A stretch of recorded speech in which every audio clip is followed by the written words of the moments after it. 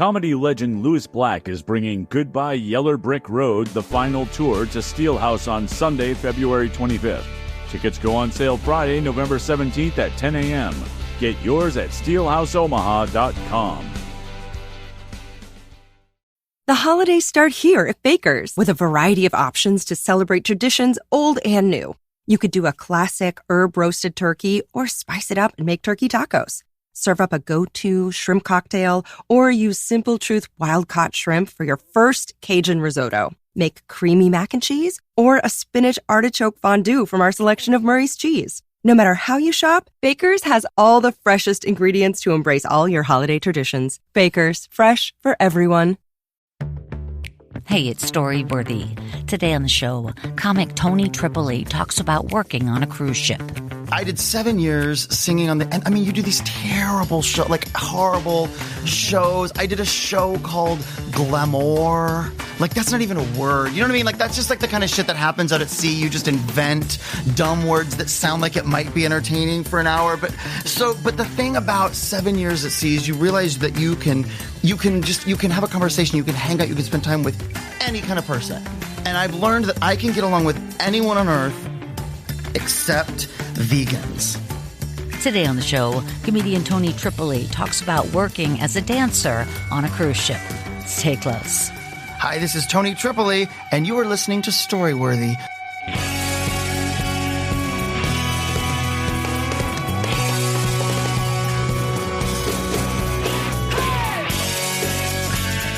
Welcome to Storyworthy. My name is Christine Blackburn, and I'm coming to you from Los Angeles, California.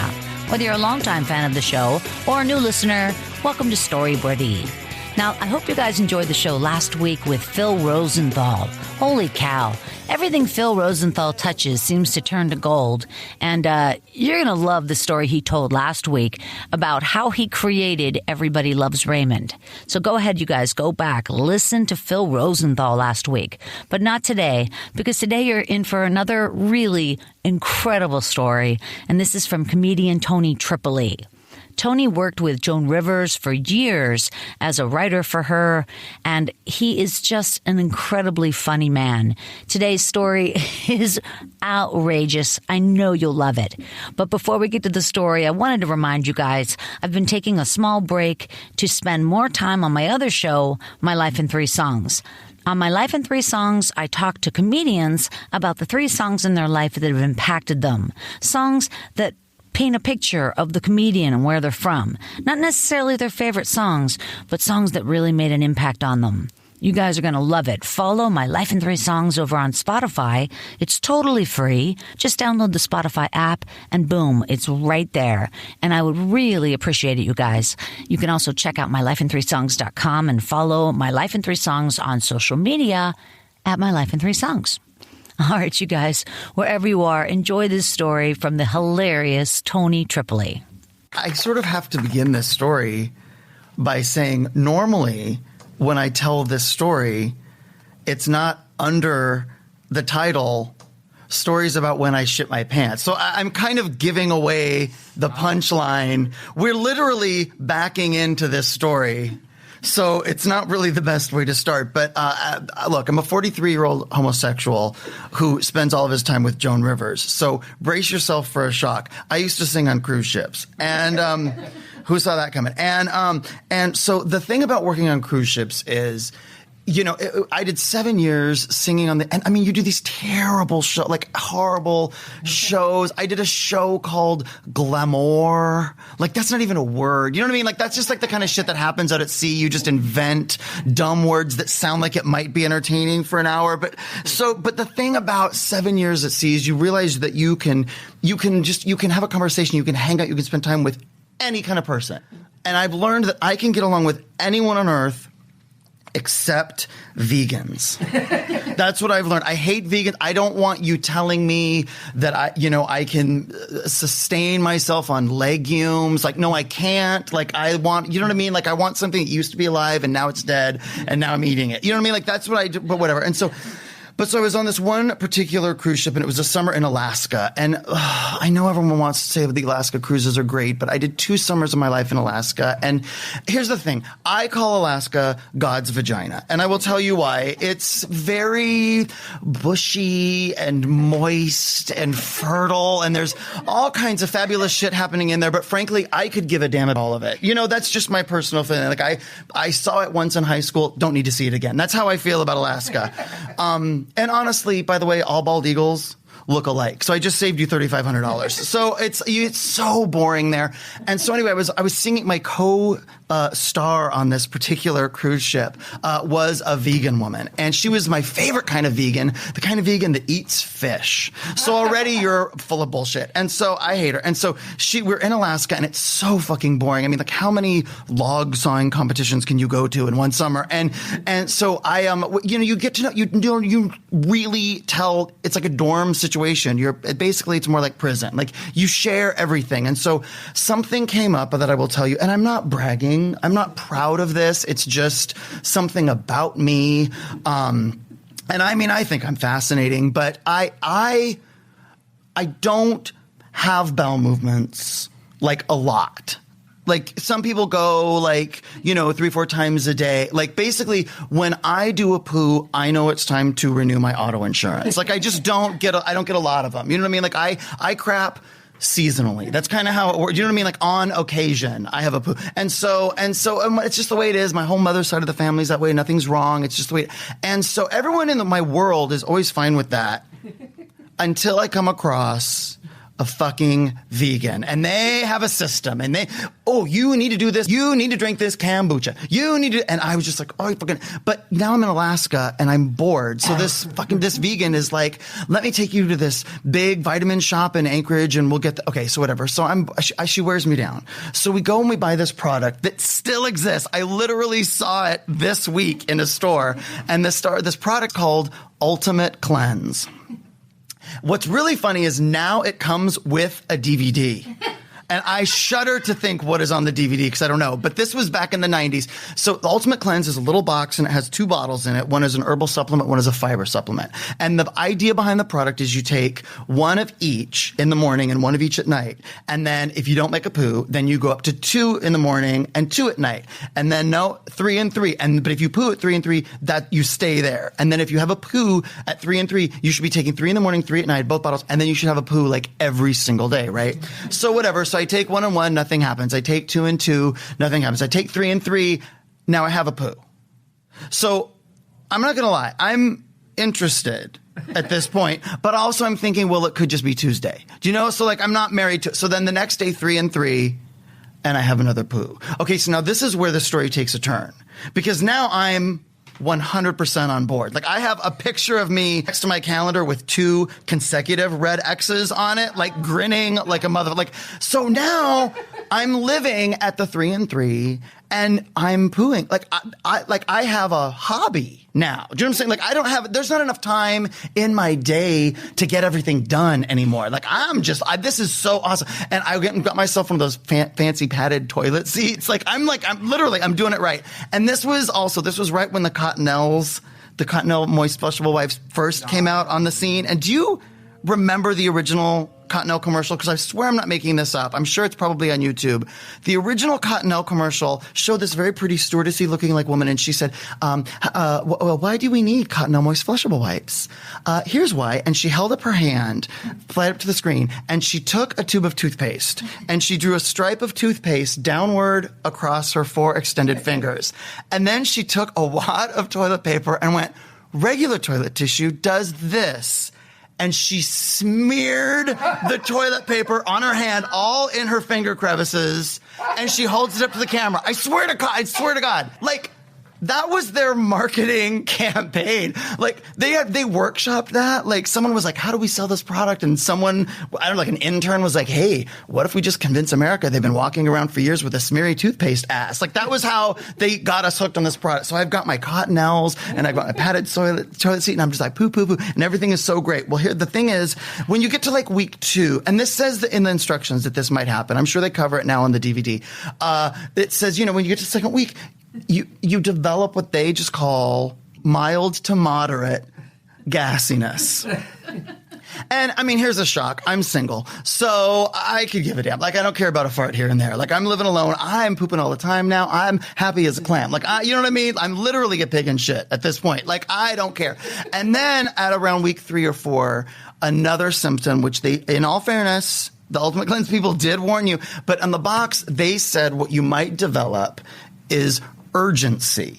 And see, I'm not a medical doctor, so I didn't know that urgency really is like a 10-second warning. Like, that's really how that works. And so, you know, and you're hearing that and you're like, oh, that's terrible, Tony. But, you know, now I'm in it. Like, now I'm a Scientologist, basically. Like, now I'm obsessed. I'm like, and so now life is like, you know, just the lightning round. You know what I mean? Like, I would just be sitting there talking to these, like, and then could you believe that motherfucker had the nerve to say to me, I'll be back in a second. And then, you know what I mean? And then it was just like, do. Are you going to make it? You know, yes, I made it, you know. So it was sort of fun. For me, that's exercise. So it was like a good thing. Okay. So now we're backstage on this particular ship for Princess Cruises, and it's a 900-seat theater, which, since we're in Alaska, means that there's 850 dozing old people out in the audience. So this is a big show for me,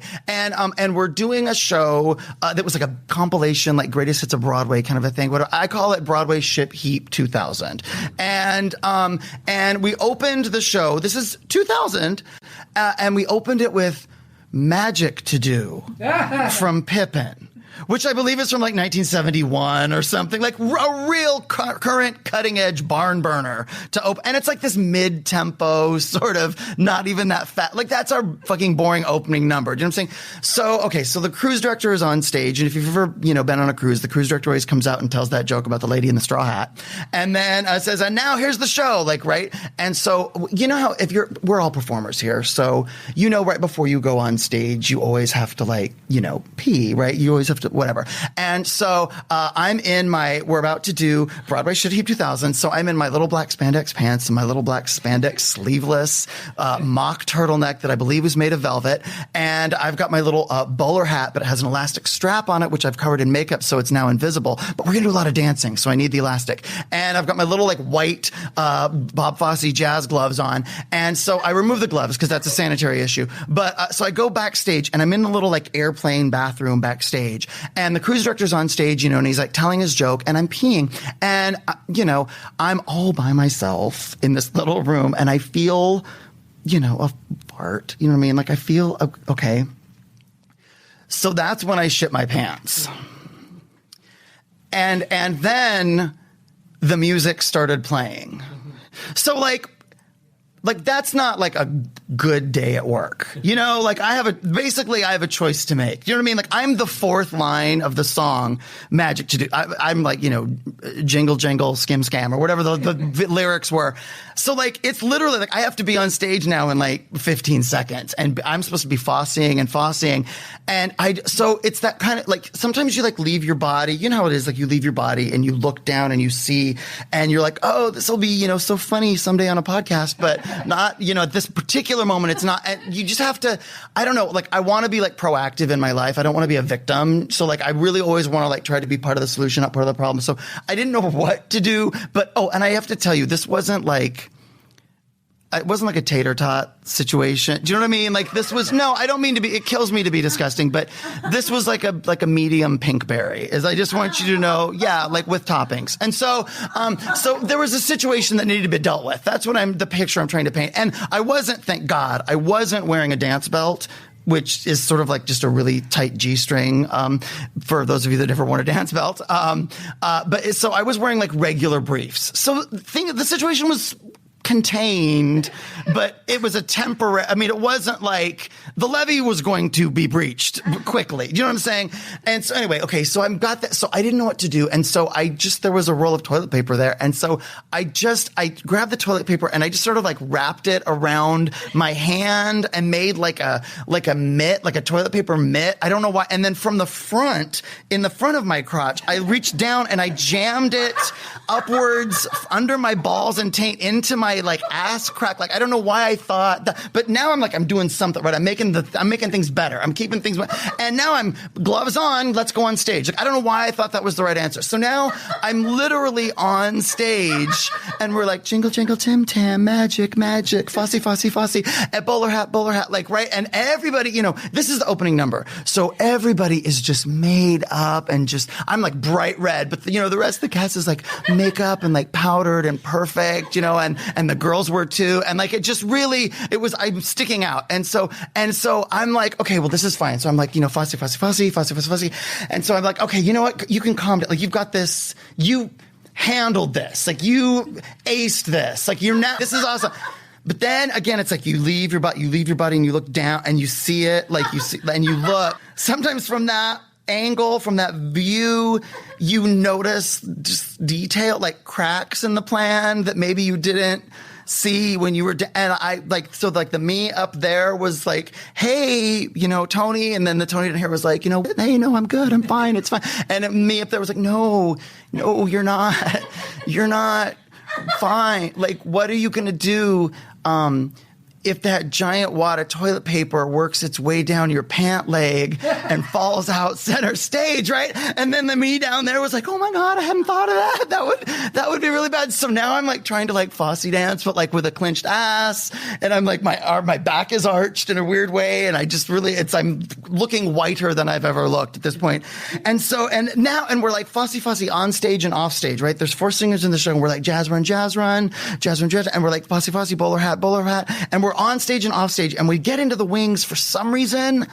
I'm wanting to like explain myself to the other cast members, but our microphones are left on the whole time because we're just going to Fosse off stage and the Fosse right back on stage. There's no time to, and the sound man's probably drunk. So like there's no like on and off. And so I can't say, hey, guess what, you guys, I pooped my pants and I have just big wad of toilet paper in my butt. Like, I can't say that. And P.S., you shouldn't say that. Anyway, like when you do poo your pants, like that's information for you to have. Like, that's not share it, don't tell.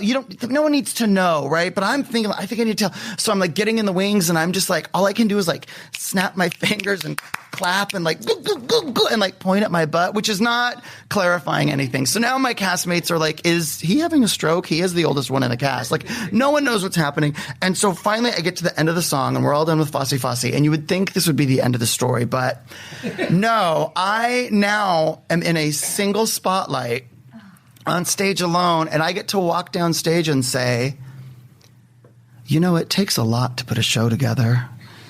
You've got to have costumes, lights, props, bit by bit, putting it together. Now I'm doing a solo. I'm literally Sondheiming alone with crap in my pants and a giant wad of Charmin up my butt. So this is not a dignified memory. And so I finally get through that. And then the girls all come out with feather boas and it's me and the girls. Come on, babe. Why don't we paint the town? It's like never, ever going to end. So finally, I've now been on stage for like 14 minutes with just, more shit in my pants than anyone at the Octomom's house. Do you know what I mean? Like, just a lot. And so I get to run off stage and I'm like, I'll tell you what happened later. And I go running down 4 flights of stairs to the other end of the ship, 2 flights of stairs into my cabin. So then I put my ass in the shower to wash myself out, but I want to leave my face out because I don't want to ruin my makeup. And so then I put on new underwear and I get back dressed and I run back down 2 flights of stairs back to the other end of the ship, take my poop-filled underwear and put them in the incinerator because that's just good manners. Then back up 4 flights of stairs backstage just in time to grab a fake herbal cigarette and a fake martini and walk on stage and sing, "Somebody hold me too close." And that, ladies and gentlemen, is a professional. Is that the craziest story you ever heard? Tony Tripoli is just outrageous. He really knows how to paint the picture, if you know what I mean. And I just love that guy. I think he lives in Phoenix now. I need to get him back on the show. All right, you guys, one more time. Thank you so much for listening to Storyworthy and following me on social media at Storyworthy. And of course, don't forget to check out my Life in 3 songs over on Spotify. It's totally free, and I really put a lot of work into it. So please check it out, my Life in 3 songs. All right, you guys, one more time on behalf of the very talented Tony Tripoli, my name is Christine Blackburn saying, make it a Storyworthy week.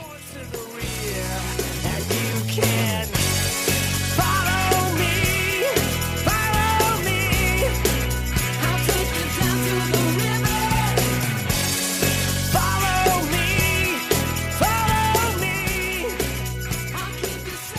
Thanks for joining us on the Storyworthy podcast. We'll be back next week with all new stories. Subscribe to Storyworthy on iTunes and visit the Storyworthy website at storyworthypodcast.com.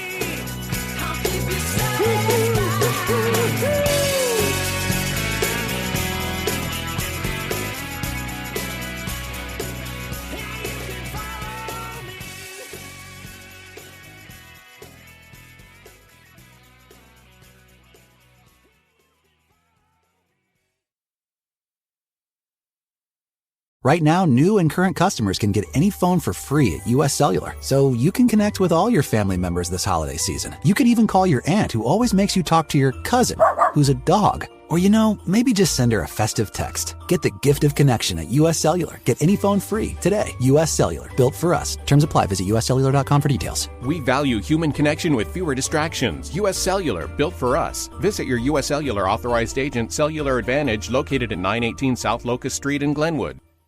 The holidays start here at Baker's with a variety of options to celebrate traditions old and new. Whether you're making a traditional roasted turkey or spicy turkey tacos, your go-to shrimp cocktail, or your first Cajun risotto, Baker's has all the freshest ingredients to embrace your traditions. Baker's, fresh for everyone. We've locked in low prices to help you save big store-wide. Look for the locked in low prices tags and enjoy extra savings throughout the store. Baker's, fresh for everyone.